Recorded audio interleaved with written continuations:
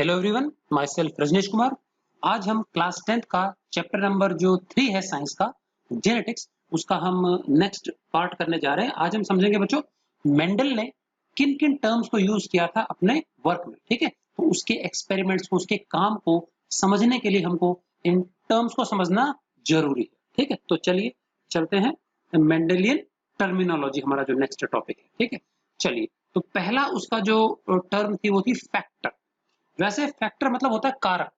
Factor मतलब हिंदी में क्या होता है? कारक। जैसे आपने ज्योग्राफी में पढ़ा होगा, what are the various factors that determine the climate of a particular place. Factors, ठीक है कि नहीं? कारक। तो मेंडल के अनुसार, मेंडल क्या मानते थे कि हमारे लिविंग बींग्स में, ह्यूमंस में या सभी में, कोई भी ऑर्गेनिज्म है, उसकी बॉडी में जो सेल्स होते हैं, और सेल के अंदर क्या होता है? साइटोप्लाज्म होता है।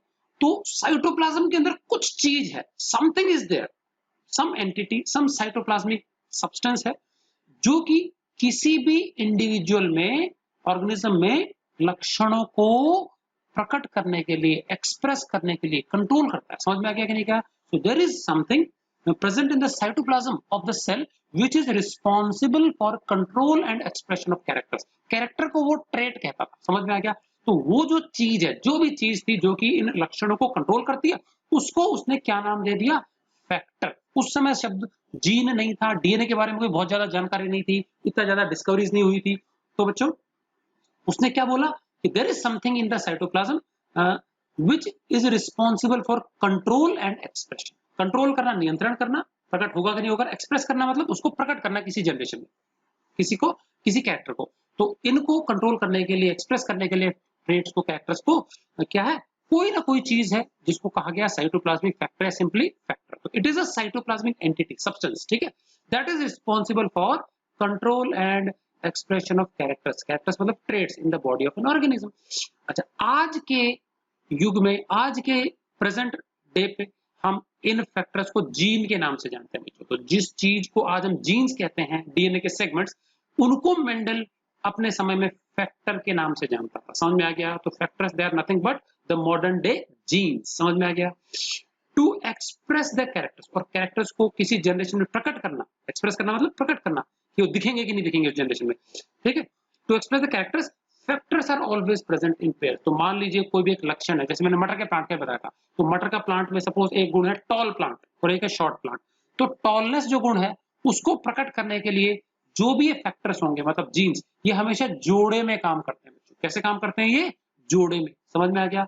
अब मान लो कि टॉलनेस वाला गुण है, उसको एक्सप्रेस करने के लिए, कंट्रोल करने के लिए, इस गुण को एक जीन का जोड़ा होगा, मतलब पेयर, दो जीन होगी। अब इन दोनों जीन्स में से इस ऑर्गेनिज्म ने एक जीन मेल पेरेंट से प्राप्त की होती है और एक जीन फीमेल पेरेंट से प्राप्त की होती है। तो जो मेल जीन है वो पैटर्नल फैक्टर या पैटर्नल जीन कहलाती है, और जो फीमेल फैक्टर है, या जो फीमेल या मदर से जो प्राप्त हुआ, फीमेल पेरेंट से प्राप्त हुआ, उसको मैटरनल फैक्टर कहते हैं। समझ में आ गया?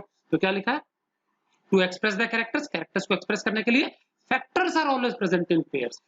पेयर्स में ही फैक्टर्स प्रेजेंट होते हैं, क्योंकि सेक्सुअल रिप्रोडक्शन में किसी इंडिविजुअल को बनाने के लिए मेल और फीमेल पेरेंट का बराबर बराबर योगदान होता है। एक गैमेट मेल से आता है, एक गैमेट फीमेल से आता है। तो मेल गैमेट के अंदर एक फैक्टर होगा, फीमेल गैमेट के अंदर एक और जोड़ीदार फैक्टर होगा। दोनों जाइगोट में मिल जाएंगे, मिलने के बाद में जो जाइगोट बनेगा, और उस जाइगोट में दोनों फैक्टर साथ आ गए, वो जोड़े में आएंगे, तभी कैरेक्टर एक्सप्रेस होगा, नहीं तो नहीं होगा। तो वो फैक्टर जो मेल पेरेंट से आया, फादर से आया, वो पैटर्नल फैक्टर, जो फीमेल पेरेंट से आया वो मैटरनल फैक्टर। समझ में आ गया? तो ये था बच्चों फैक्टर। आज के युग में फैक्टर को जीन शब्द से जाना जाता है। क्लियर है? जीन शब्द बच्चों जोहानसन ने दिया था। किसने दिया था? जोहानसन ने। चलिए, उसके बाद हम देख लेते हैं ट्रेट। अभी मैंने बताया ट्रेट मतलब मेंडल जो है लक्षणों को, कैरेक्टर्स को ट्रेट के नाम से जानता था। ठीक है, so the term used by Mendel to denote characters. समझ में आया? लक्षणों को वो किस नाम से पुकारता था? ट्रेट कहता था। समझ में आया? सिंपल टर्म ट्रेट, इंग्लिश का वर्ड है। चलिए, अब अगला ध्यान दे लेते हैं। क्या है अगला हमारा? अलीलोमॉर्फ। नंबर 3 जो है अलील या फिर अलीलोमॉर्फ। ठीक है, तो मेंडल के अनुसार कोई भी एक लक्षण जो होता है, ट्रेट होता है कोई भी एक, उसके दो कॉन्ट्रास्टिंग या दो से ज्यादा भी कॉन्ट्रास्टिंग स्वरूप होते हैं। कॉन्ट्रास्टिंग मतलब परस्पर भिन्न भिन्न, अलग अलग स्वरूप होते हैं। एक उदाहरण ले लेते हैं। ठीक है, मान मटर का प्लांट ही स्टडी कर रहे हैं, तो मटर के प्लांट में जैसे कि मैंने बताया था कि लेंथ ऑफ प्लांट एक ट्रेट है, तो ट्रेट का नाम हो गया लेंथ ऑफ प्लांट। तो नीचे देखो एग्जांपल में लिखा हुआ है ट्रेट पी प्लांट में हाइट या length of plant, height of plant, ठीक है कि नहीं। अब इसके दो परस्पर रूप हमको प्रकृति में पाए जाते हैं। कुछ प्लांट हैं जो कि टॉल है, 4-5-6 फीट के आसपास है, कुछ है जो ड्वार्फ है जो 1.5-2 फीट से ज्यादा लंबे नहीं होते। समझ में आ गया। तो टॉलनेस और ड्वार्फनेस ये दोनों हाइट ही हैं और ये परस्पर विरोधी, एक दूसरे से अलग है, भिन्न है। तो ये कॉन्ट्रास्ट मतलब अलग अलग, जिनको पहचाना जा सके। तो contrasting forms of the same trait, समझ में आ गया। तो अभी एक जो फॉर्म है इसको कंट्रोल करने के लिए एक जीन होती है, दूसरे फॉर्म को कंट्रोल करने के लिए दूसरी जीन होती है। समझ में आ गया। तो अब ये दो जीन्स होंगी हमारी, ठीक है। तो ये जो दोनों जीन्स का जोड़ा है जो कि एक ही ट्रेट के परस्पर विरोधी अलग अलग फॉर्म्स को कंट्रोल करते हैं, इस जीन के जोड़े को अलील या फिर एलीलोमॉर्फ कहते हैं। नॉर्मली ये जोड़ा होता है, कहीं कहीं पे 2 से 3 भी भिन्न रूप मिल जाते हैं, 4 भी मिल जाते हैं, तो मल्टीपल एलिलिज्म भी संभव है। समझ में आ गया। तो नॉर्मली अधिकतर केसेस में 2 ही होंगे, but at in some cases there may be more than 2 allelic forms. तो ध्यान देंगे क्या है ये, समझ में आ गया। तो एक ही ट्रेट के कॉन्ट्रास्टिंग स्वरूप जो होते हैं, भिन्न भिन्न फॉर्म होते हैं, उसको कंट्रोल करने वाले जीन्स का जोड़ा। अब टॉलनेस को अलग जीन कंट्रोल करती है, ड्वार्फनेस को अलग करती है। अब बच्चों ये जो दो जीन्स हैं, कौन सी, टॉलनेस और ड्वार्फनेस, इन दोनों में से एक जीन ज्यादा प्रभावशाली है और दूसरी थोड़ी कम प्रभावी है। तो जो ज्यादा प्रभावशाली है अगर वो कम प्रभावशाली के साथ आ जाती है, समझना मेरी बात, तो पता क्या है, वो कम प्रभावशाली को दबा देती है, ठीक है। तो ज्यादा प्रभावशाली जो जीन है उसको डोमिनेंट जीन कहते हैं, और जो दूसरी दब जाती है उसके कारण वो कहलाती है रिसेसिव जीन कहलाती है, रिसेसिव जीन। ये बिल्कुल वैसे ही बच्चों जैसे आपने एक मूवी देखी होगी मुन्ना भाई एमबीबीएस, संजय दत्त की और अरशद वारसी की, ठीक है। उन दोनों उस मूवी में क्या होता है, वो दोनों बिल्कुल एक साथ ही रहते हैं, ठीक है कि नहीं का। उसमें दोनों एक तरह से फ्रेंड की तरह रहते हैं। वो जो अरशद वारसी है उसको उस मूवी में सर्किट के नाम से जाना जाता है, उसको भाई भाई करता रहता है, ठीक है कि नहीं का। तो अभी इन दोनों में भाई नौकर और मालिक का संबंध नहीं है, वो एक तरह से फ्रेंड ही है, लेकिन जो मुन्ना भाई कह देता है वही वो ब्लाइंडली फॉलो करता है, ठीक है कि नहीं का। कभी वो उसकी बात काटता नहीं, दब के रहता है वो, समझ में आ गया। तो डोमिनेंट इसमें पार्टनर कौन है, मुन्ना भाई हो गया, और रिसेसिव जो कि हमेशा हाँ में हाँ मिलाता है, जैसा वो कहेगा वही करेगा, कभी अपने नहीं चलवा सकता उसके प्रेजेंस में, वो हो गया सर्किट फॉर एग्जांपल। तो इसी प्रकार से जीन्स का जोड़ा होता है, समझ में आ गया कि नहीं का। डोमिनेंट जो जीन हो गई वो है कैपिटल लेटर से हम शो कर सकते हैं, और जो दब जाती है रिसेसिव जीन है, समझ में आ गया। जो कम प्रभावशाली है वो होती है स्मॉल लेटर से डिनोट, ठीक है। तो यहाँ पे जो भी लेटर हम डिनोट करते हैं जीन के लिए वो नॉर्मली डोमिनेंट जीन का लेटर लेते हैं। अब जैसे टॉलनेस यहाँ पे प्रभावशाली गुण है, मैं बाद में एक्सपेरिमेंट के माध्यम से बता दूंगा कि कैसे पता लगेगा कि दो गुणों में से कौन सा तो ज्यादा प्रभावशाली है, डोमिनेंट ट्रेट है, और कौन सा कम प्रभावशाली है, रिसेसिव है। समझ में आ गया कि नहीं का। तो जो प्रभाव, अब इन दोनों में से टॉलनेस वाले जीन ज्यादा प्रभावी है, ठीक है। तो इसको कैपिटल लेटर से प्रेजेंट किया है, तो टॉलनेस टी ही हमने लेटर चुन लिया, तो ड्वार्फनेस का डी नहीं लेंगे हम, ठीक है। तो टॉलनेस का कैपिटल टी है, तो ड्वार्फनेस जो होती है, जो रिसेसिव जीन है, वो स्मॉल टी हो जाएगा। समझ में आ गया कि नहीं क्या। तो इस प्रकार से उसने लेटर कोडिंग की, ठीक है। तो देखो यहाँ पे ट्रेट है हाइट ऑफ प्लांट, तो कॉन्ट्रास्टिंग ग्रुप हो गए, कॉन्ट्रास्टिंग जो फॉर्म्स हो गए वो हो गए टॉलनेस एंड ड्वार्फनेस। तो tallness is controlled by gene capital T, ये डोमिनेंट है, बाद में बताऊंगा कैसे पता लगता है डोमिनेंट कौन सी रिसेसिव कौन सी। ड्वार्फनेस जो जीन है, ड्वार्फनेस को कंट्रोल करने वाली जीन है वो रिसेसिव है, तो उसको स्मॉल टी से दिया। तो ये जो जीन का जोड़ा है, dissimilar pair of genes, dissimilar मतलब अलग अलग है, pair of genes for controlling a particular trait, ये कहलाता है अलीलोमॉर्फ। तो अलील का जोड़ा मतलब हो गया बड़ा टी और छोटा टी का जोड़ा। अब बच्चों हमने पढ़ा था फर्स्ट वाला जो टर्म थी फैक्टर, और बताया कि फैक्टर मतलब होता है किसी ट्रेट को कंट्रोल करने वाला जीन का जोड़ा। अब मुझे बताओ जो हाइट ऑफ प्लांट है उसको कंट्रोल टोटली दोनों जीन मिलकर कर रही है। तो अब इंडिविजुअल में पता है 3 संभावनाएं हो सकती है, समझ में आ गया कि नहीं। हमको 2 जीन साथ में लेनी है, अब वो दोनों, ये बड़ी टी भी हो सकती है, दोनों छोटी टी भी हो सकती है, और एक बड़ी एक छोटी भी हो सकती है। तो टोटल कितने संभावनाएं होगी, 3 संभावनाएं होगी, समझ में आ गया कि नहीं का। The plant, the height of the plant, it may be controlled by 2 genes, so both of the genes they may be capital T, both may be small t, और one small और one capital। समझ में आ गया कि नहीं। Capital को हमेशा पहले लिखेंगे तो बड़ा टी छोटा टी, ठीक। अब इन तीनों में से ध्यान देंगे, अगर तो प्लांट में कैरेक्टर को डिटरमाइन करने के लिए जो जीन का जोड़ा वो एक ही जैसा है, एक जैसा मतलब या तो दोनों बड़े टी हो, डोमिनेंट, और या दोनों छोटे टी हो, तो ये जो कंडीशन है बच्चों ये कहलाती है होमोजाइगस कंडीशन, अर्थात the pair of genes for controlling a particular trait, they are exactly similar, either both dominant both recessive। समझ में आ गया? तो ये कहलाती है होमोजाइगस कंडीशन। और अगर दोनों जीन का जो ग्रुप है वो डिसिमिलर हो, मतलब एक तो कैपिटल हो और एक स्मॉल हो, एक डोमिनेंट हो एक रिसेसिव हो, उस अवस्था में जो प्लांट है या जो भी ऑर्गेनिज्म वो हेटेरोजाइगस कहलाएगा। तो कंडीशन समझ में आ गई, होमोजाइगस हेटेरोजाइगस। तो अगले दो टर्म्स हमारी यही है, समझेंगे। देखो, तो पहले तो एलिलोमॉर्फ समझ में आ गया, a pair of genes for controlling the contrasting forms of a particular trait। किसी ट्रेट के कॉन्ट्रास्टिंग भिन्न भिन्न रूपों को कंट्रोल करने वाला जीन का जोड़ा, मैंने बताया नॉर्मली जोड़ा ही होता है, कभी कभी ज्यादा भी हो सकता है कुछ केसेस में। फॉर एग्जांपल हमारा जो ह्यूमन ब्लड ग्रुप एक कैरेक्टर है, ब्लड ग्रुप को डिटरमाइन करने के लिए जीन के 3 रूप हैं अलग अलग, बाद में डिस्कस करेंगे, ठीक है, चैप्टर नंबर 4 में आएगा। इसी प्रकार से ह्यूमन जो स्किन है, स्किन को डिटरमाइन करने के लिए 7 अलील्स हैं। कितनी है टोटल? एक ही जीन के 7 भिन्न भिन्न रूप हैं जो कि स्किन को अलग अलग टोन देते हैं। ह्यूमन बीइंग्स में 7 अलग अलग रेसेस पाई जाती है depending upon the skin colour, ठीक है। तो इसको मल्टीपल एलिलिज्म कहते हैं। अधिकतर नॉर्मल केसेस में 2 ही होती है, ठीक है। तो ये जो जीन का जोड़ा है, एक जीन डोमिनेंट है which will be represented by capital letter and the other gene is recessive which will be represented by small letter। तो ये मैंने एग्जांपल समझा दिया, समझ में आ गया कि नहीं क्या? बाद में एक्सपेरिमेंट के माध्यम से जानेंगे किसी जीन के जोड़े में से डोमिनेंट कौन सा रिसेसिव कौन सा, उसके लिए हमको क्रॉस करना पड़ता है, मोनोहाइब्रिड क्रॉस, ठीक है। चलिए अगला हम टर्म देख लेते हैं, होमोजाइगस। मैंने भी बताया था किसी ट्रेट को कंट्रोल करने के लिए जो जीन का जोड़ा है यदि सिमिलर हो, मतलब या तो दोनों डोमिनेंट जीन्स हो, कैपिटल लेटर से रिप्रेजेंट की जाए, या दोनों स्मॉल हो, उस अवस्था में प्लांट या जो भी ऑर्गेनिज्म है वो होमोजाइगस कहलाएगा, ठीक है कि नहीं क्या?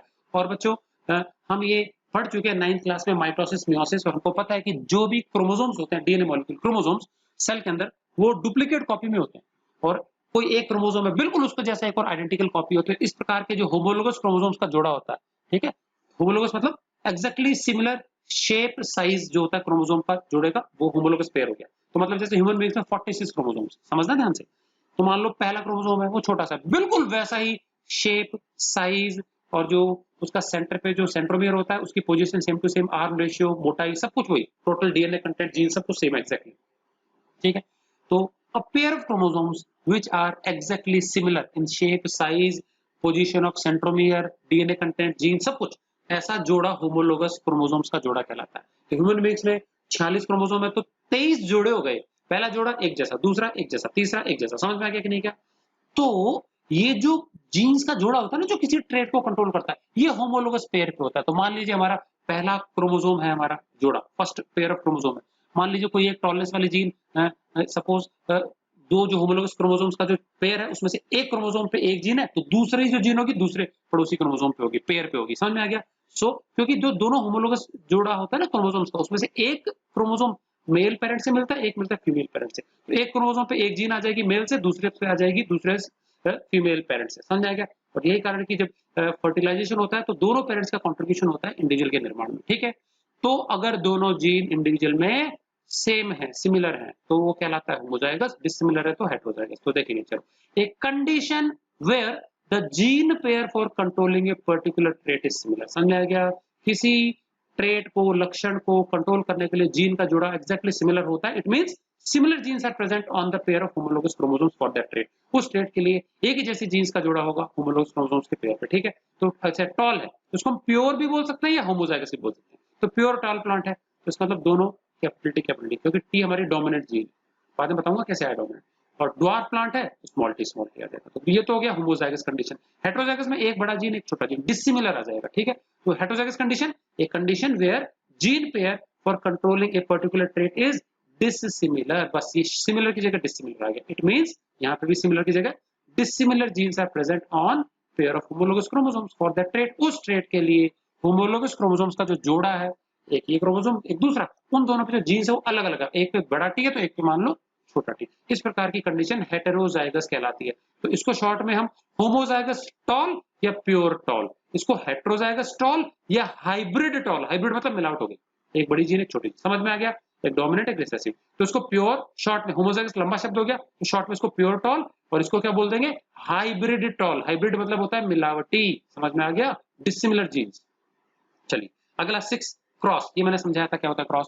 दो सेलेक्टेड या बिल्कुल एक तरह से हमने क्या डिजायर्ड प्लांट्स चुन लिए, ऑर्गेनिज्म कोई भी हो सकता है, प्लांट भी हो सकता है, एनिमल भी हो सकता है, ठीक है। डिजायर्ड ऑर्गेनिज्म चुन लिए, दोनों में कोई एक गुण है सपोज कोई, जिसको हम स्टडी करने जा रहे हैं, और बाद में उन दोनों को आपस में क्रॉस ब्रीड करवाना, मतलब हाइब्रिडाइजेशन करवाना, या उसके बीच में रिप्रोडक्शन अलाउ करना आर्टिफिशियली, जिससे कि क्या दोनों के कैरेक्टर्स मिक्सअप हो जाएं और एक ऐसा इंडिविजुअल तैयार हो जाए जिसमें दोनों के गुण शामिल हो जाए। समझ में आ गया? तो सेलेक्टिव ब्रीडिंग मतलब हम खुद चुनते हैं किन दो प्लांट्स के बीच में, किन दो ऑर्गेनिजम्स के बीच में हमको रिप्रोडक्शन करवाना है अलाउ। समझ में आ गया? तो ये जो सेलेक्टिव ब्रीडिंग का तरीका है, ये कहलाता है क्रॉस, या फिर इसी को हाइब्रिडाइजेशन। मेंडल इसके लिए शब्द यूज करता था क्रॉस, बाद में यही आगे चल के हाइब्रिडाइजेशन कहलाया।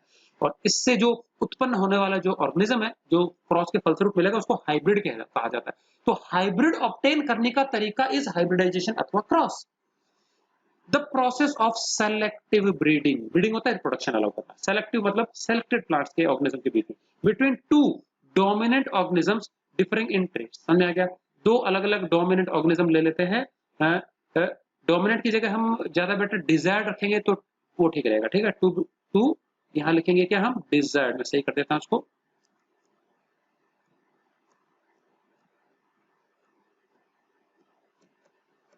ओके, डिजायर्ड मतलब हो गया बच्चों इच्छित, मनचाहा, ठीक है कि नहीं क्या? तो जरूरी नहीं कि डोमिनेंट के बीच में क्रॉस करवाए, हम रिसेसिव भी ले सकते, कोई प्रॉब्लम नहीं। तो process of selective breeding between two desired organisms. अच्छा, जो ऑर्गेनिज्म ले रहे हैं उसमें ट्रेड्स का फर्क है, एक में अलग ट्रेड्स है, एक में अलग ट्रेड्स है, so as to obtain an offspring. अगली पीढ़ी का जो ऑर्गेनिज्म मिलेगा वो कैसा होगा, ऑफ मिक्स्ड ट्रेड, मिलावटी, कुछ इस पेरेंट के आ जाएंगे, कुछ उस पेरेंट के आ जाएंगे। तो ये जो प्रक्रिया है ये कहलाती है क्रॉस, और जो नतीजन हमको ऑफस्प्रिंग मिलेगा जो मिलावटी ट्रेड्स वाला, उसी को क्या कहते हैं बच्चों, हाइब्रिड कहते हैं। तो आई थिंक अगली डेफिनेशन हाइब्रिड की ही होनी चाहिए। ये देखो हाइब्रिड आ गया, ठीक है ना। चलिए, अब हाइब्रिडाइजेशन का नतीजा होता है हाइब्रिड। सो क्या है बताओ, as a result of cross between two pure parents. दो हमने प्योर पेरेंट्स ले लिए क्योंकि हमको पता है मेंडल ने जो क्रॉस किए थे उसमें प्लांट्स जो प्राकृतिक रूप से प्योर ही थे, उनमें कोई मिलावट नहीं थी, मिलावट उसने खुद ने की। तो प्योर पेरेंट्स के बीच में क्रॉस करवा रहा है, तो जो अगला इंडिविजुअल मिल रहा है वो मिलावटी मिल रहा है, वो मिलावटी मिक्स्ड ट्रेट वाला इंडिविजुअल है, उसको हाइब्रिड कहा गया। समझ में आ गया? और क्योंकि हाइब्रिडाइजेशन से मिला इसलिए उसको हाइब्रिड कहा गया। As a result of cross between two pure parents having contrasting forms of a trait, एक ही ट्रेट के दो डिफरेंट डिफरेंट रूपों वाले इंडिविजुअल्स को यदि प्रोड्यूस करवाया जाए, क्रॉस करवाया जाए, तो जो ऑफस्प्रिंग अगला इंडिविजुअल मिलता है मिक्स्ड ट्रेट वाला, उसी को हाइब्रिड कहा जाता है। एग्जांपल ले लेते हैं कि मेंडल ने क्या प्योर टॉल पी प्लांट लिया, जिसका कि जीन्स जो होती है ना टॉलनेस को कंट्रोल करने वाली, ये डोमिनेंट है, टी टॉल है तो मतलब टॉलनेस वाली जीन डोमिनेंट है, ठीक है। और ड्वार्फनेस वाली जीन जो छोटा बोना प्लांट है, छोटे हाइट का है, वो टी है, स्मॉल टी है। अब इन दोनों को जब वो क्रॉस करवाता है ना, तो जो अगली जनरेशन मिलती है ना प्लांट्स की, वो सारे के सारे कैसे मिलते हैं, हाइब्रिड टॉल। दिखने में तो टॉल है, स्पेरेट के जैसे हैं, लेकिन उसमें जो जीन का जोड़ा है वो देखो मिलावट होगा, एक बड़ा टी आ गया और एक छोटा टी आ गया। इस प्रकार के प्लांट मिलते हैं। F1 मतलब होता है फर्स्ट जनरेशन। F1 मतलब क्या होता है, फर्स्ट जनरेशन।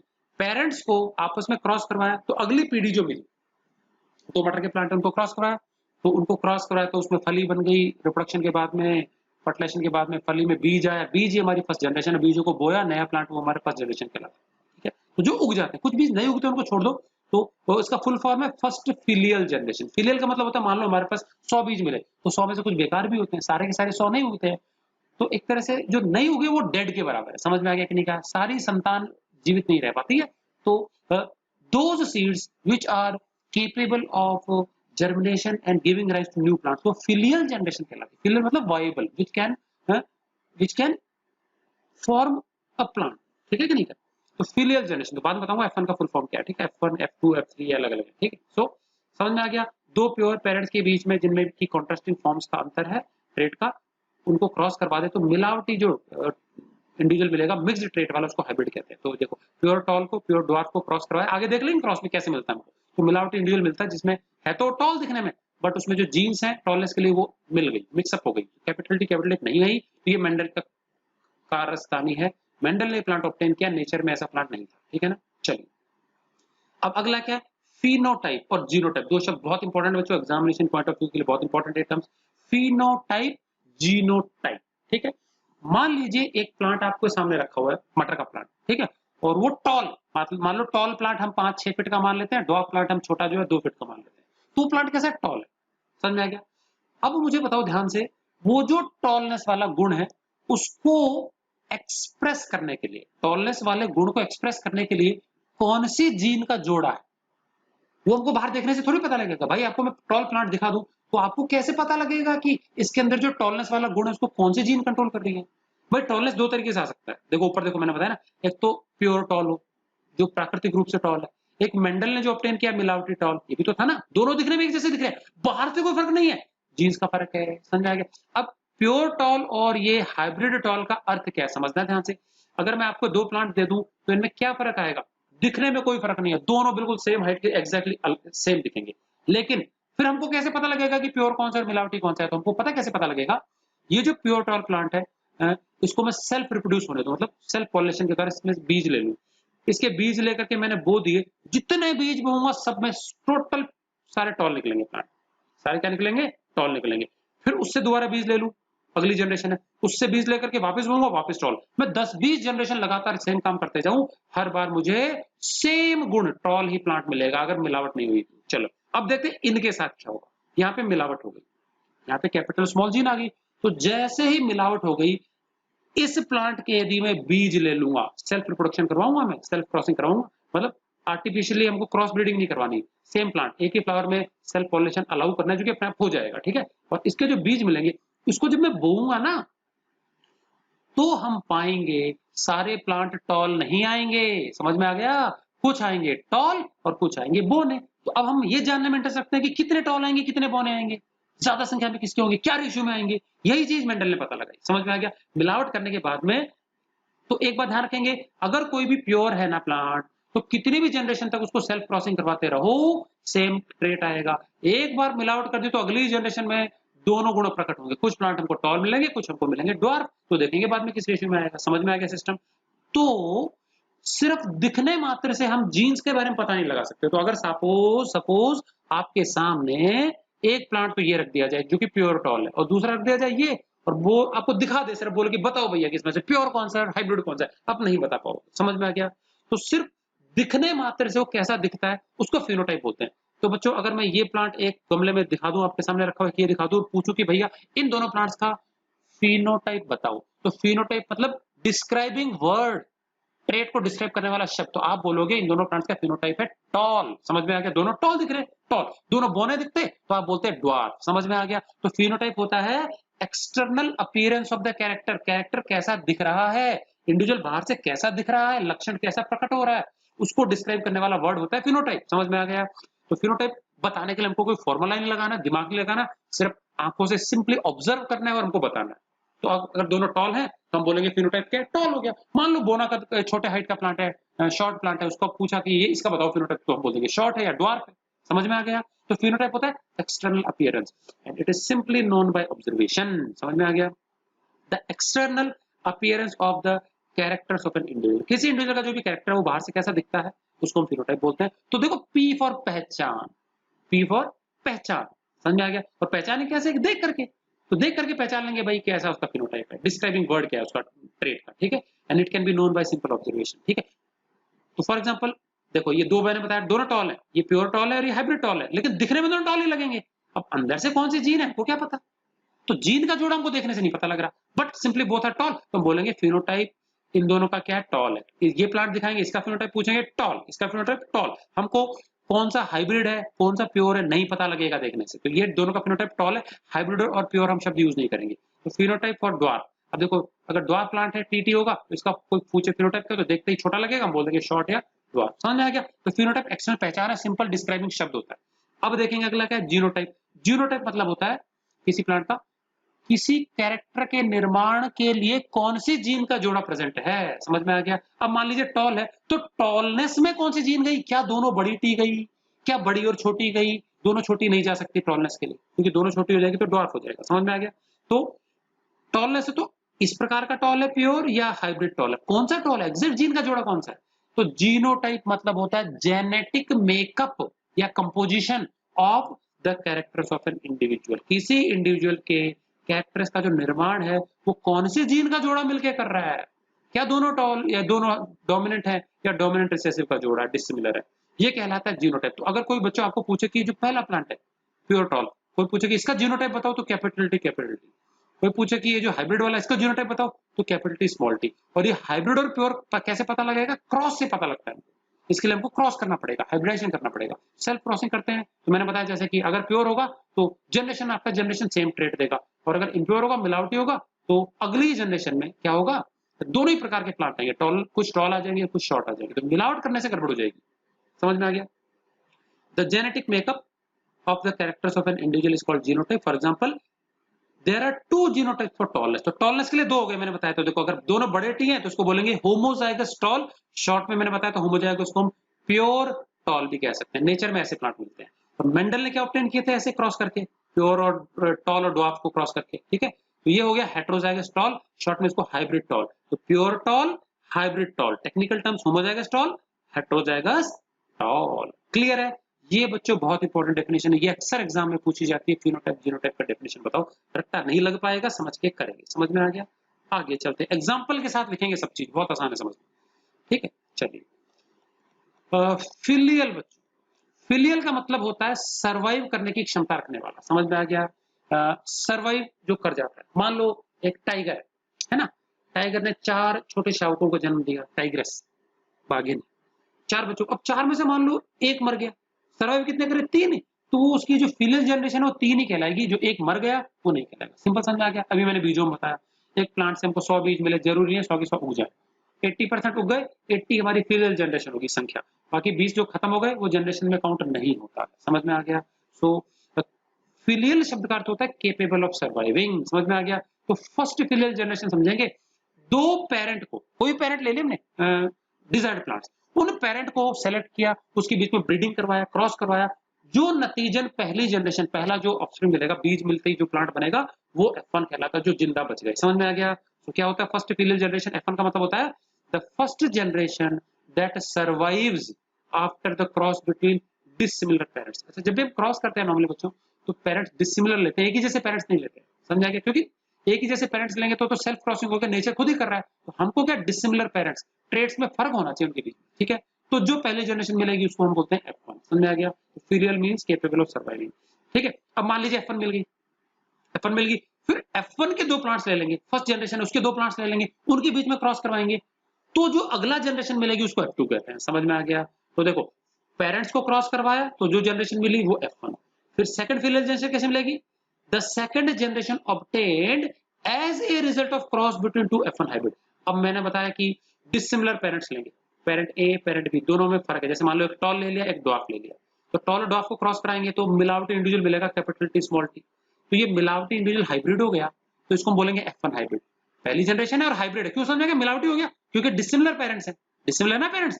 अब 2 मिलावटी हाइब्रिड को आपस में क्रॉस करवाएंगे ना, तो क्या होगा बच्चों? अगली जो जनरेशन मिलेगी उसको F2 बोलेंगे, जो भी जिंदा बच गए। समझ में आ गया? तो the generation obtained as a result of cross between 2 F1 hybrid, दो F1 जनरेशन के एक ही जैसे प्लांट्स जो होते हैं, हाइब्रिड प्लांट्स, मिलावटी प्लांट्स, उनको क्रॉस करवाना चाहिए, अगली जो जनरेशन मिलेगी वो F2 होती है, सेकंड फिलियल जनरेशन। चलिए, अब देखते हैं डोमिनेंट और रिसेसिव ट्रेट। बच्चों दोनों के डेफिनेशन एक साथ बताता हूं, बहुत इजी है, ध्यान से समझेंगे, इसके लिए हमको एक्सपेरिमेंट करना पड़ता है।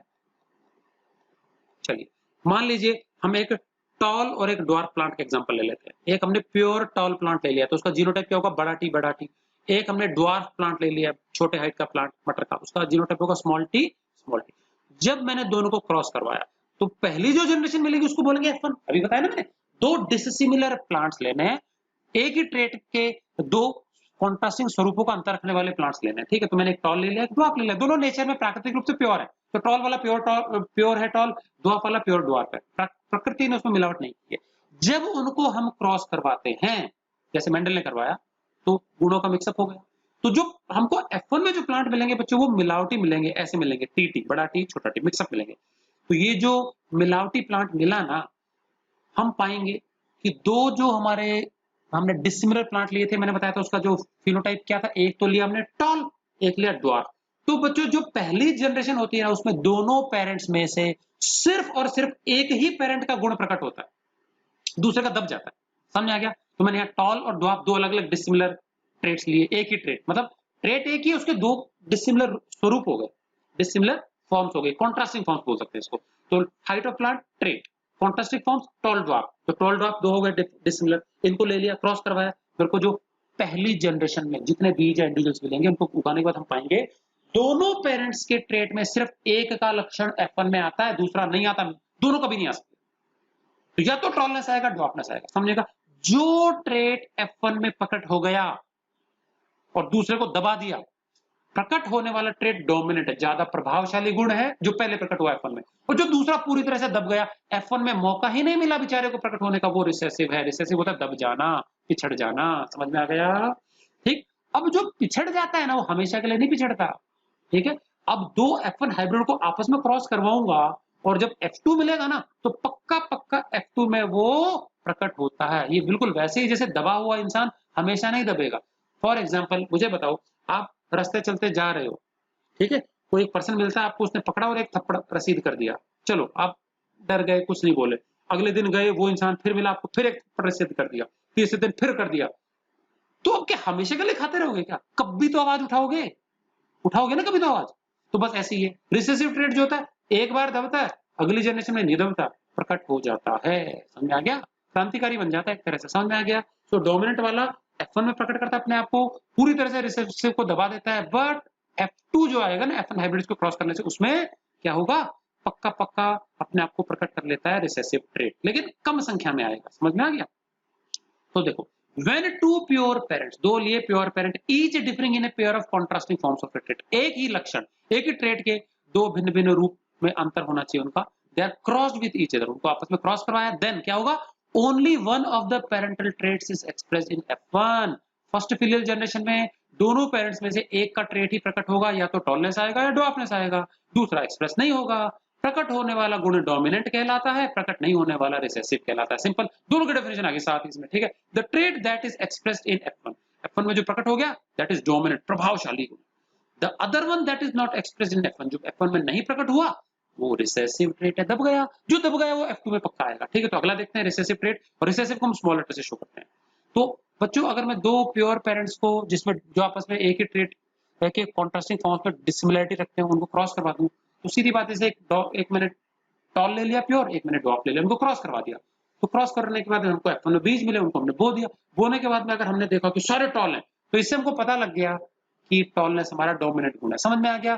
तो हम क्रॉस करके पता लगाएंगे कि गुण डोमिनेंट है कि रिसेसिव। समझ में आ गया? जो F1 में आ गया डोमिनेंट है। तो बच्चों, मेंडल ने जो भी ट्रेट्स थे ना, लक्षण विरोधी परस्पर, दो दो दो दो दो पेयर्स हैं, उन सबको क्रॉस कर करके देखा। जो F1 में प्रकट हुआ डोमिनेंट, जो दूसरा नहीं हुआ वो रिसेसिव, जो रिसेसिव बच गया वो F2 में जाकर के प्रकट हुआ, कुछ रेशियो में हुआ। तो देखेंगे बाद में क्या क्या होता है। समझ में आ गया? तो डोमिनेंट और रिसेसिव पता लगाने के लिए उसको क्रॉस करना पड़ा। समझ में आ गया? और एक समय में एक ट्रेट को स्टडी किया, तो ये मोनोहाइब्रिड क्रॉस कहलाता है। चलिए, रिसेसिव ट्रेट मैंने बताया, एन अलील, अलील मतलब वही दो भिन्न भिन्न जीन्स होती है ना, बड़ा टी छोटा टी, इसके जोड़े को अलील बोलते हैं। तो अलील में से वो अलील जो अपने आप को एक्सप्रेस नहीं कर पाती, छोटा वाला, ठीक है, एन अलील, तो ये दोनों अलील के जोड़े हैं, अलीलिक पेयर है। उसमें से ये बड़ी वाली टी भी अलील है, छोटी वाली भी अलील, एक जीन के दो रूप हो गए। तो द अलील मतलब कौन सी अलील? वो allele that fails to express itself in F1, जो अपने आप को F1 में प्रकट नहीं कर पाती इन प्रेजेंस ऑफ डोमिनेंट अलील, क्योंकि उसके साथ में डोमिनेंट है। तो देखो, फिर एक छोटी जीन एक बड़ी जीन, तो ये वाली बेचारी दब गई, डोमिनेंट वाली ने खुद को प्रकट करवा लिया, उसको दबा देगी, भाई तू चुप बैठ, मैं करूंगी प्रकट एक कैरेक्टर को। तो उसने अपना गुण करवा लिया। तो ये इस जनरेशन में दब जाती है, लेकिन अगले में नहीं दबती। समझ में आ गया? तो डोमिनेंट जीन के प्रेजेंस में रिसेसिव जीन को मौका नहीं मिल पाता अपने आप को एक्सप्रेस करने का। तो रिसेसिव जीन अपने आप को एक्सप्रेस तभी कर पाते जब उसके साथ में दूसरी रिसेसिव जीन होती है। तो डोमिनेंट जीन हर रास्ता में, भाई डोमिनेंट के साथ डोमिनेंट है तो प्रकट हो जाएगा, डोमिनेंट के साथ रिसेसिव है तो भी प्रकट हो जाएगा। लेकिन रिसेसिव को अपनी जैसी जीन चाहिए रिसेसिव प्रकट करने के लिए। ठीक है। तो an allele that fails to express itself in F1, F1 में फेल हो जाती है एक्सप्रेस करने से। क्यों हो जाती है? इन प्रेजेंस ऑफ डोमिनेंट अलील। समझ में आ गया? डोमिनेंट अलील के कारण फेल हो गई, but expresses itself in F2। लेकिन F2 में प्रकट कब होती है? जब उसके साथ उसी के जैसी जीन हो, in presence of a similar allele. तो कुछ ऐसा होता है कि छोटा टी के साथ छोटा टी आ जाता है, ये ऐसा आ जाएगा। समझ में आ गया? तो फिर वो प्रकट कर देता है अपना कैरेक्टर। डोमिनेंट होती ही नहीं है। मैंने बताया ना, शरारती बच्चा, उसके साथ कोई, उसके पिताजी है सपोज, जब तक पिताजी है तब तक वो बदमाशी नहीं करेगा, और जिस दिन पिताजी गायब हुए उस दिन पक्का पक्का बदमाशी करेगा। समझ में आ गया? या उसी के जैसा खुराफाती एक और आ गया उसके साथ, तो पक्का बदमाशी करेंगे। समझ में आ गया? सेम चीज यहाँ पे भी है। ठीक। तो टॉलनेस हमारा डोमिनेंट ट्रेट है और ड्वार्फनेस हमारा रिसेसिव ट्रेट है। तो टॉलनेस को कैपिटल टी से डिनोट किया और ड्वार्फनेस को स्मॉल टी से। क्लियर है रिसेसिव ट्रेट डोमिनेंट? तो सीधी बात है, शॉर्ट में क्या कर सकते हैं, जब दो प्योर पेरेंट्स को हम क्रॉस करते हैं जिनमें एक ही ट्रेट के कॉन्ट्रास्टिंग फॉर्म्स का डिफरेंस हो, तो F1 में सिर्फ एक पेरेंट का ट्रेट प्रकट होता है, दूसरे का नहीं होता। प्रकट होने वाला ट्रेट डोमिनेंट ट्रेट है, नहीं प्रकट होने वाला ट्रेट रिसेसिव ट्रेट है। कहानी खत्म। डोमिनेंट ट्रेट को कैपिटल लेटर से डिनोट करेंगे, रिसेसिव को स्मॉल लेटर से डिनोट करेंगे। डोमिनेंट वाला हर अवस्था में प्रकट हो जाएगा। डोमिनेंट के साथ डोमिनेंट है तो भी ट्रेट वही आएगा, डोमिनेंट के साथ रिसेसिव है तो भी ट्रेट वही आएगा। जबकि रिसेसिव के लिए कंडीशन है कि उसके साथ रिसेसिव जीन होगी, सिमिलर अलील होगी तो ही प्रकट कर पाएगा, और वो होता है F2 में, F1 में नहीं हो सकता। क्रॉस के माध्यम से देखेंगे। समझ में आया? चलिए अगला है 14 नंबर, बैक क्रॉस। बैक का अर्थ बच्चों क्या होता है? पीछे, वापस, रिवर्स। होता है ना कई बार गाड़ी थोड़ा आगे चलेगी, फिर क्या बोलते हैं, अरे थोड़ा बैक ले लो, आ गया। और टेस्ट का मतलब क्या होता है बच्चों? जांच परख। आप लोगों को पढ़ा दिया कुछ, अभी टेस्ट लेंगे तो पता लगेगा क्या समझ में आया, क्या समझ में नहीं आया। टेस्टिंग मतलब, ठीक। अच्छा मुझे बताओ, कोई पर्सन जो है वो रेगुलरली पढ़ता है, मेरे को पता है, मेरे को कंफर्म है कि वो पढ़ता है, अच्छा पढ़ता है, सब कुछ तैयारी करेगा, मुझे भरोसा है पूरा। और एक पर्सन है जो रेगुलर नहीं है पढ़ाई में, समझना ध्यान से, रेगुलर नहीं है, कमजोर है। तो मुझे बताओ टेस्ट की आवश्यकता किसको है?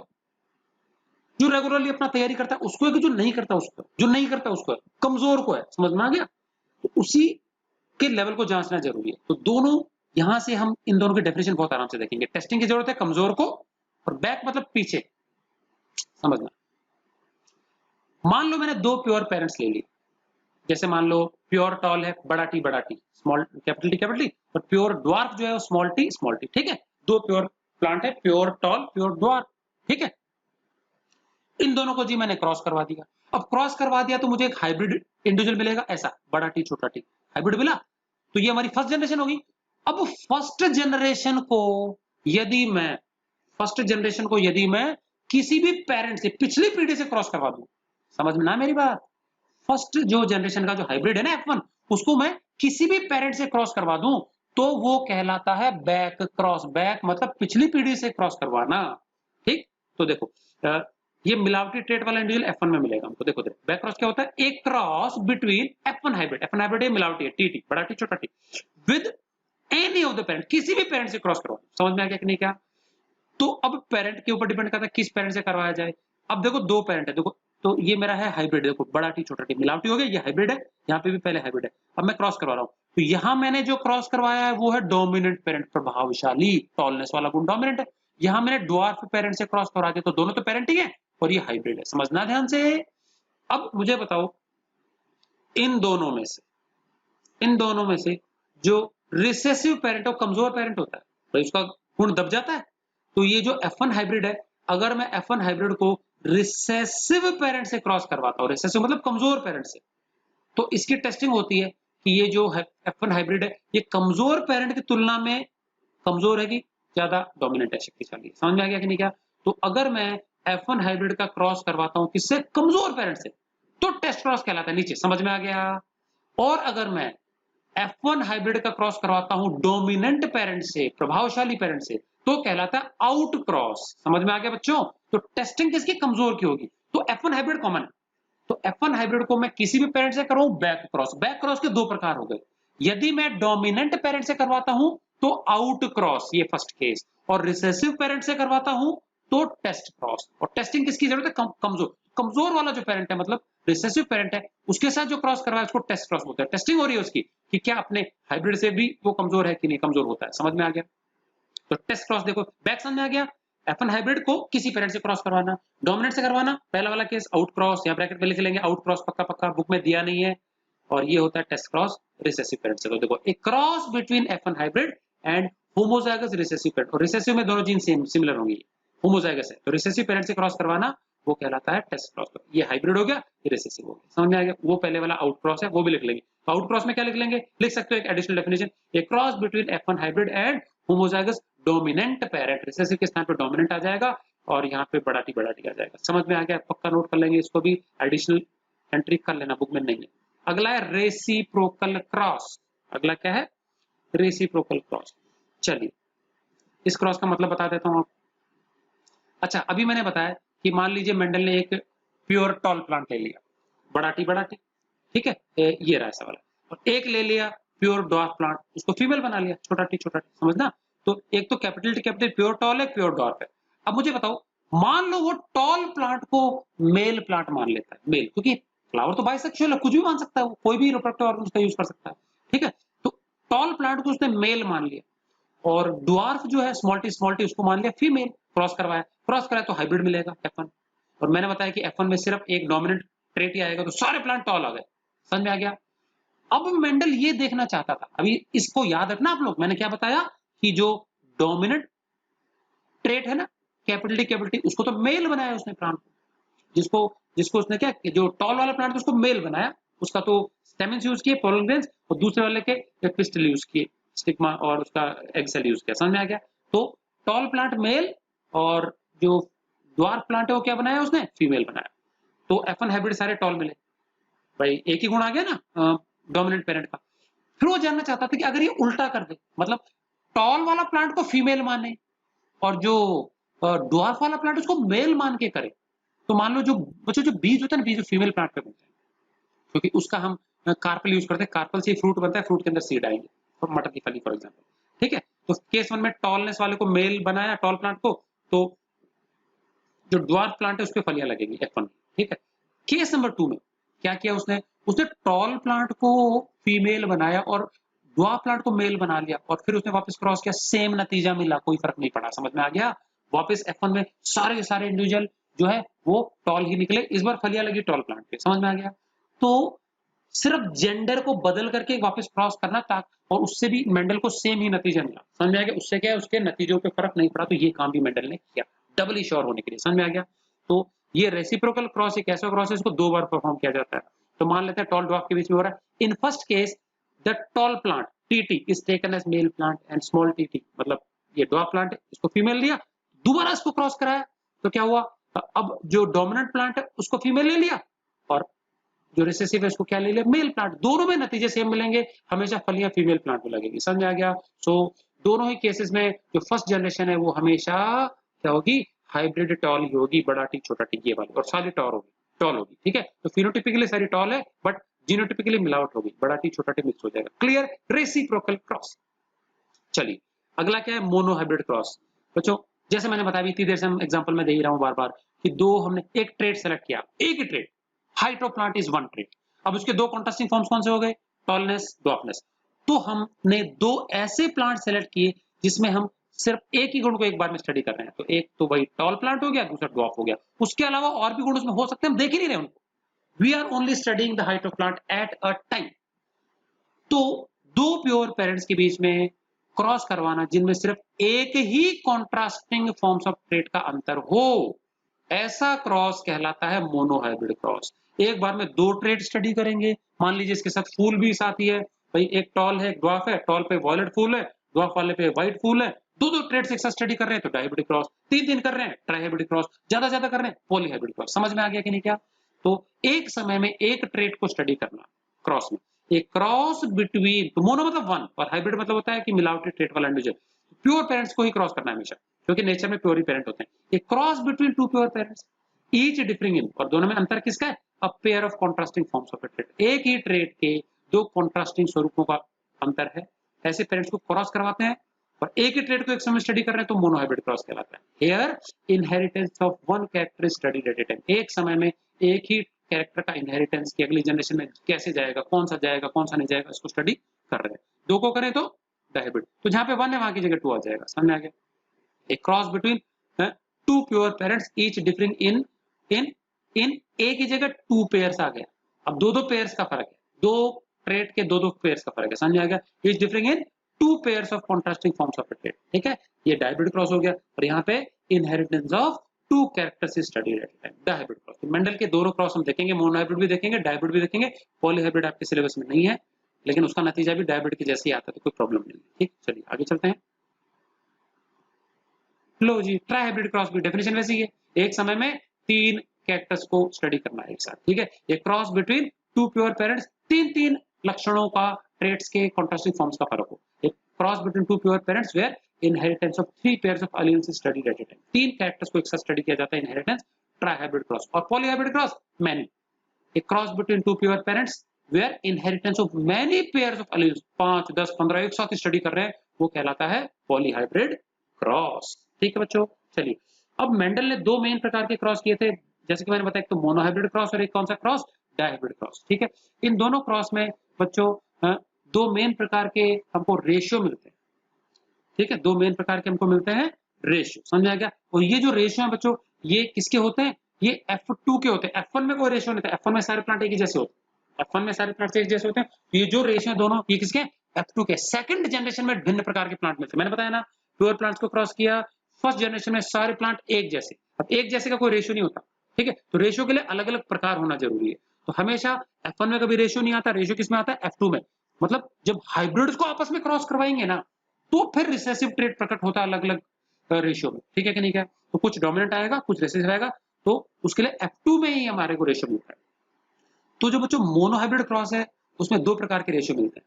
तो वो रेशियो जो मोनोहाइब्रिड क्रॉस का होता है, वो एक है फिनोटिपिक रेशियो, एक है जीनोटिपिक रेशियो। मैं बता चुका हूँ फिनोटाइप क्या होता है, एक्सटर्नल अपीयरेंस। तो जैसे मान लो मैं टॉल और ड्वार्फ को क्रॉस करवा रहा हूँ, समझना ध्यान से, टॉल और ड्वार्फ को क्रॉस करवा रहा हूँ, और फर्स्ट जनरेशन में तो सारे के सारे मिले कैसे, टॉल प्लांट मिले मिलावटी। फिर टॉल प्लांट जो मिलावटी है उनको आपस में सेल्फ क्रॉसिंग करवाया, दो हाइब्रिड्स को क्रॉस करवाया, बड़ा टी छोटा टी क्रॉस, बड़ा टी छोटा टी, मिलावटी गुण वाले। तो जो F2 आएगा ना, F2 उसमें पता है दोनों प्लांट्स हमको मिल रहे हैं, कुछ टॉल है कुछ ड्वार्फ है, तो उनका जो रेशियो है बच्चों ये है, तीन तो है डोमिनेंट मतलब टॉल, और एक क्या है ड्वार्फ, समझ में आ गया। तो डोमिनेंट वाला गुण 75%, अगर चार में से तीन मतलब 75% हो गया, ठीक है।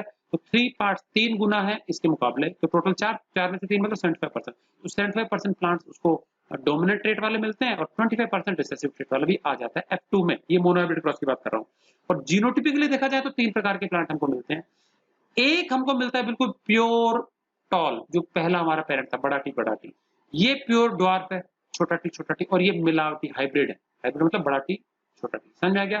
तो एक मिलता है हमको प्योर पहले पेरेंट के जैसा, एक मिलता है दूसरे रिसेसिव पेरेंट के जैसा, और दो हमको मिलते हैं हाइब्रिड जैसे। 1:2:1 का रेशियो है। ये जीन्स के हिसाब से। जेनेटिक मेकअप देखा जाए तो फिर तीन प्रकार के प्लांट्स मिलेंगे, और सिर्फ फिनोटाइप देखा जाए, जस्ट लुक्स देखा जाए टॉल ड्वार्फ, तो दो ही प्रकार के मिलेंगे, समझ आएगा। तो ये दो रेशियो हम डिस्कस करेंगे जब हम क्रॉस देखेंगे। इसी प्रकार से डायहाइब्रिड रेशियो करती हैं, तो दो कैरेक्टर को एक बार में स्टडी करते हैं, तो वहां पे जो फिनोटिपिक रेशियो आता है वो आता है 9:3:1, 9:3:3:3:1। तो यहाँ पे टोटल 16 अगर हमको प्लांट मिलेंगे, टोटल 16 आएगा कॉम्बिनेशन, तो टोटल इनको ऐड करते हैं तो 16 आता है, 9, 10 और 6, 16। तो 16 में से हमको चार अलग अलग प्रकार के दिखने वाले एक्सटर्नली विजिबल कैरेक्टर्स, हमको चार अलग अलग कॉम्बिनेशन मिलते हैं। तो एक है 9 प्लांट मिलते हैं एक प्रकार के, फिर 3, 3 और 1, देखेंगे बाद में कहां से है। और जीन्स जेनेटिक मेकअप वाइज बहुत सारे हैं, कितने टोटल? 1, 2, 3, 4, 5, 6, 7, 8, 9, 9 प्रकार के प्लांट्स हैं जेनेटिक मेकअप वाइज, समझ में आ गया कि नहीं? का तो ये रेशियो में बाद में लर्न कर लेंगे, रट्टा मारने की जरूरत नहीं है, ठीक है। तो इसमें बच्चों चार बार तो 1 है, देखो 1 1 1 1, चार बार 2 है, 2 2 2 2 और एक बार 4 है, 1 1 1 1 2 2 2 2 और 4 है, ठीक है। आगे पीछे कर सकते हैं, कोई प्रॉब्लम नहीं आएगी, समझ में आ गया। तो ये टोटल संख्या ध्यान रखेंगे, आगे पीछे हो जाएगा तो फर्क नहीं पड़ेगा। 1 1 1 1 2 2 2 2 और 4, ये जीनोटिपिक रेशियो है। और फिनोटिपिक रेशियो होता है 9:3:1। ये 1 मार्क के क्वेश्चन में कई बार आ जाता है, तो ये रेशियो भी रटने नहीं है, मैं आगे एक्सपेरिमेंट्स बताऊंगा तो एक्जैक्टली मैं सारे रेशियो वर्कआउट करके बता दूंगा ये कहां से आते हैं, कैसे आते हैं बच्चों, ठीक है। तो ये था हमारा मेंडल की आखिरी डेफिनेशन, ठीक है। तो इसके बाद बच्चों हम देखेंगे मेंडल ने जो 34 पेयर्स ऑफ कैरेक्टर्स आइडेंटिफाई किए थे, उसमें से 7 कौन से यूज किए, उसमें से डोमिनेंट कौन सा है और रिसेसिव कौन सा है, ठीक है कि नहीं? क्या तो हम ये देखने वाले हैं। चलिए इसी में देख लेते हैं, छोटा ही टॉपिक ज्यादा लंबा नहीं है। Make a list of 7 pairs of characters chosen by Mendel for his hybridization experiment। Mendel ने अपने हाइब्रिडाइजेशन एक्सपेरिमेंट के लिए जो 7 पेयर्स जो कैरेक्टर्स आइडेंटिफाई किए कौन से थे वो देख लेते हैं। तो ये 7 पेयर हुए, तो देखो ये लक्षण है, फर्स्ट टेबल जो है उसमें क्या लिखा है मैंने, लक्षण लिखा, ट्रेट कौन सा है, ठीक है। उसके बाद डोमिनेंट कौन सा है, तो उसने क्रॉस करके पता लगाया, तो जो F1 में प्रकट हो गया वो डोमिनेंट है, और जो दब गया वो रिसेसिव है, जो दबने वाला है वो F2 में पक्का प्रकट होता है यदि हम दो F1 हाइब्रिड को क्रॉस करवाते हैं, ठीक है। तो बाद में देखेंगे क्रॉस क्या है। चलिए तो पहला है हाइट ऑफ प्लांट। तो मटर के प्लांट में हाइट वाइज देखा जाए तो दो प्रकार के प्लांट मिलते हैं, एक होता है टॉल, बच्चों 5-6 फीट के हाइट तक हो जाता है, दूसरा है ड्वार्फ, क्योंकि 2 फीट से ज्यादा बड़ा प्लांट नहीं होता। तो ये है डोमिनेंट ट्रेट, ये है रिसेसिव ट्रेट, मेंडल ने क्रॉस करके पता लगाया, ये तो इसको रटना नहीं है, हम देख लेंगे बाद में। अगला है पोजीशन ऑफ फ्लावर, फ्लावर की पोजीशन। आपने बच्चों सूरजमुखी का फूल देखा होगा और एक गुलाब का फूल, मैं दोनों का एग्जांपल बता दूं। जो सूरजमुखी का फूल होता है ना बच्चों, वो पता है अपना जो पूरा स्टेम है, स्टेम के बिल्कुल टिप पे लगता है। तो अगर फ्लावर टिप पे लग रहा है, शाखा की टिप पे लग रहा है, तो उसको बोलते हैं टर्मिनल पोजीशन। और मान लो ये टहनी है, टहनी में ये एक ब्रांच निकली, ब्रांच से फिर एक और ब्रांच निकली, बीच में कहीं निकल पाए, बीच में कहीं निकल पड़े और टहनी आगे भी जा रही है, तो उसको बोलते हैं एक्सियल पोजीशन। समझ में आ गया? तो फ्लावर की पोजीशन दो प्रकार की पाई जाती है। कभी तो बीच में, ब्रांचेस के बीच में एक्सेस में उग जाता है जहां से ब्रांचेस निकलती है, और कभी कभी टिप पे होता है। समझ में आ गया? तो जो एक्सेस पे फूल लगता है वो डोमिनेंट ट्रेट है, और जो टर्मिनल टिप पे लगता है शाखा की, वो होता है रिसेसिव ट्रेट। क्लियर है? तो ये था पोजीशन ऑफ फ्लावर। उसके बाद आता है कलर ऑफ फ्लावर। तो फूल के दो गुण हो गए। समझ में आ गया? कलर ऑफ फ्लावर में दो मेन कलर्स वेराइटीज पाई जाती हैं। एक का पर्पल या वॉयलेट कलर है जो कि डोमिनेंट ट्रेट है, दूसरा रिसेसिव जो है वो व्हाइट है फ्लावर। ठीक है? तो वॉयलेट वाले डोमिनेंट ट्रेट है, और जो सफेद फूल वाला प्लांट है वो रिसेसिव ट्रेट है। क्लियर है? उसके बाद colour of immature pod. Immature मतलब कच्ची फली, पॉड जिसमें मटर लगते हैं, दाने। तो कच्ची यदि फली हम देखें मटर का प्लांट में, कच्ची फली होती है, उसका कलर दो प्रकार का होता है, एक ग्रीन फली और एक हरी फली। तो ग्रीन वाला डोमिनेंट ट्रेट है, और कभी कभी फली कच्ची अवस्था में हरी येलो हो जाती है, वो है रिसेसिव ट्रेट। तो ये लक्षण भी अलग है। उसके बाद शेप ऑफ मैच्योर्ड पॉड। एक बार फली पक गई, पकने के बाद में सारी फलियां ऑलमोस्ट हरी सी हो जाती हैं, एक ग्रीन येलोइश हो जाती है, क्रीमिश हो जाती है पकने के बाद में, लेकिन उसका शेप में फर्क है। एक फली ऐसी होती है जिसका शेप फूला हुआ है, बिल्कुल ऐसे स्मूथ आउटलाइन है, गोल फूला हुआ है, और एक ऐसी है जिसमें कॉन्स्ट्रिक्टेड है। आपने इमली का देखा होगा, बड़ी इमली, साबुत इमली देखी होगी ना, पॉड। इमली के पॉड में देखो ऐसे ऐसे ऐसे कॉन्स्ट्रिक्शन होते हैं, ऐसे ऐसे उभार होते हैं। हम एक्जैक्टली उसके पार्टीशंस और बीज गिन सकते हैं बाहर कि इस इमली के पूरे फल में, फली में कितने बीज निकलेंगे। समझ में आ गया कि नहीं? का तो बिल्कुल इसी प्रकार से इसकी जो फली आती है उसमें ऐसे पिचका हुआ होगा जगह जगह से, और हम एक्जैक्टली बाहर से उन उभारों को गिन करके बीजों की संख्या पता लगा सकते हैं। तो कॉन्स्ट्रिक्टेड पॉड और इन्फ्लेटेड फूला हुआ पॉड, इसमें हमको बाहर से बीजों की संख्या पता नहीं लगेगी, इसमें पता लग जाती है। तो ये इन्फ्लेटेड जो पॉड है ये डोमिनेंट ट्रेट है। कॉन्स्ट्रिक्टेड जगह जगह से सिकुड़ा हुआ, पिचका हुआ जो पॉड है वो है रिसेसिव ट्रेट। अभी मैं डायग्राम बता दूंगा, समझ में आ जाएगा। Colour of seed. बीज को बाहर से देखने पर दो मेन प्रकार के बीज मिलते हैं। येलो कलर डोमिनेंट ट्रेट है, ग्रीन कलर रिसेसिव ट्रेट है। तो हरे बीज भी होते हैं और कुछ होते हैं येलोइश कलर के, येलोइश व्हाइटिश बीज। ठीक है? उसके बाद अगला हमारा क्या है? Shape of seed. कुछ बीज बिल्कुल परफेक्टली राउंड शेप के होते हैं, ये डोमिनेंट ट्रेट है। और कुछ होते हैं जो राउंड सीड्स के बजाय वो उसमें छोटी छोटी झुर्रियां पड़ जाती है। आपने चने देखे होंगे, कई बार आपने मूंगफली खाई होगी, बच्चों देखा होगा मूंगफली, कई बार होते हैं सिकी हुई मूंगफली खाते हो ना, तो किसी में तो मोटा सारा दाना निकलता है, किसी में देखा बिल्कुल मरा हुआ सा, मरियल सा दाना निकलता है, मुरझाया हुआ सा। तो बस वैसे ही इसमें भी होता है। तो मुरझा हुआ रिंकल्ड सीड हो गया, साइज में छोटा हो गया। कई बार होता है आप बड़े चाव से मोटा सारा मूंगफली का दाना उठाते हो और जब छीलते हो तो अंदर बिल्कुल पिच्चू सा बीज निकलता है। ऐसी चने में, फलियों में, सब में होता है ऐसा। ठीक है? तो मटर में कुछ तो बड़े आकार के राउंड सीड है, कुछ है बिल्कुल झुर्रीदार छोटे साइज के सीड, टेढ़े मेढ़े। समझ में आ गया? तो ये कुछ गुण है। तो लेफ्ट साइड में जो है वो डोमिनेंट ट्रेट है, राइट साइड में रिसेसिव ट्रेट है। तो इसके लिए हमने जीन चुनी capital T small T, capital A small A. बच्चों वॉयलेट के लिए पता नहीं क्यों मेंडल ने क्या किया, वी नहीं चुना, डब्ल्यू चुना। अब उसको लगा होगा पता नहीं क्या, उसकी मर्जी। तो यहाँ उसने डोमिनेंट के लिए डब्ल्यू कैपिटल चुना और यहाँ चुना स्मॉल डब्ल्यू। समझ में आ गया? ग्रीन के लिए कैपिटल जी स्मॉल जी। ठीक है? उसके बाद inflated capital I small I, capital Y small Y, capital R small R. समझ में आ गया? तो बस इसमें सिर्फ कलर में डिफरेंस है, थोड़ा सा डब्ल्यू बड़ा और छोटा चुना, बाकी सब में जो फर्स्ट लेटर है डोमिनेंट ट्रेट वो बड़ा, रिसेसिव के लिए वही स्मॉल चुना। तो अभी अगला मैं एक डायग्राम के माध्यम से आपको समझा देता हूँ कि ट्रेड्स कौन कौन से थे, डोमिनेंट और रिसेसिव। ठीक है? तो डोमिनेंट वाले यहाँ डायग्राम में ऊपर दिखाए गए हैं, रिसेसिव वाले नीचे दिखाए गए हैं। ठीक है? ये हमारा डायग्राम। चलिए, तो आगे पीछे सीक्वेंस हो सकता है हमारा। तो लेफ्ट से देख लेते हैं। ये प्लांट, ये ऊंचे साइज का प्लांट है, टॉल है, और ये नीचे वाला ड्वार्फ है। तो ये ऊपर वाला डोमिनेंट ट्रेट है, ये वाला रिसेसिव ट्रेट है। ठीक है? तो इनकी हाइट में अंतर है। फूलों की पोजीशन की बात की जाए, एक्शियल फ्लावर बच्चों देखो ऐसे बीच में निकल जाएगा, टहनी में कहीं पे बीच में निकलेगा। ठीक है? और टर्मिनल का मतलब होता है ब्रांच के टिप पे लगना। तो टर्मिनल और एक्शियल में ये डोमिनेंट ट्रेट है, नीचे वाला रिसेसिव है। उसके बाद फ्लावर का कलर देख लें, तो ये पर्पल कलर है और ये है व्हाइट कलर। मैं बच्चों फ्लावर की शेप बता रहा था, देखो ये है, ये देखो इसके जो तीन पेटल है छोटे छोटे, इन्होंने एक बोट जैसा स्ट्रक्चर बना लिया। इसके अंदर इसके रिप्रोडक्टिव ऑर्गन्स बंद है, स्टेमेंस एंड कार्पेल बंद है चार तरफ से, इंसेक्ट घुस भी नहीं सकता। तो एक प्लांट के पॉलन दूसरे पे नहीं जा सकते हैं, हवा ले जा नहीं सकती, इंसेक्ट्स ले जा नहीं सकते, इंसेक्ट घुस ही नहीं पाते इसके अंदर, तो सेल्फ पॉलिनेशन ही संभव हो पाता है। और ये दो पेटल्स बड़े बड़े बाहर से ढक करके रखते हैं। उसको समझ में आ गया? तो पूरी तरह से क्लोज फ्लावर है, इस कारण से सेल्फ पॉलिनेशन नहीं होता, क्रॉस पॉलिनेशन नहीं होता। तो डोमिनेंट ट्रेट कलर में पर्पल या वॉयलेट, ये व्हाइट। ठीक है? अब देखते हैं बच्चों पॉड का कलर, ये ट्रेट ऊपर लिखा है कलर। तो पॉड जो होता है फली, उसका कलर डोमिनेंट कलर है ग्रीन, कुछ कुछ येलोइश हो जाती है, ठीक है, ये रिसेसिव ट्रेट। उसके बाद पॉड का शेप की बात करें, इन्फ्लेटेड, बिल्कुल फूली हुई फली है, स्मूथ है ऊपर से, हमको पता नहीं चलता अंदर कितने बीज निकलेंगे। इसमें देखो बच्चों अलग अलग उभार आ जाते हैं, ऐसे ऐसे, समझा क्या, ये कॉन्स्ट्रिक्शंस है। तो हम गिन सकते हैं यहाँ पे 1 बीज 2 3 4 5 निकलेंगे इसके अंदर। इमली के जैसा फल होता है बिल्कुल वैसा ही हो गया, कॉन्स्ट्रिक्टेड, जगह जगह से पिच का हुआ, ठीक है। तो उसके बाद सीड का जो कलर है डोमिनेंट ट्रेट येलो है, सूखे हुए जो बीज होता है उसकी बात हो रही है, और जो ग्रीन कलर का बीज है वो रिसेसिव ट्रेट है।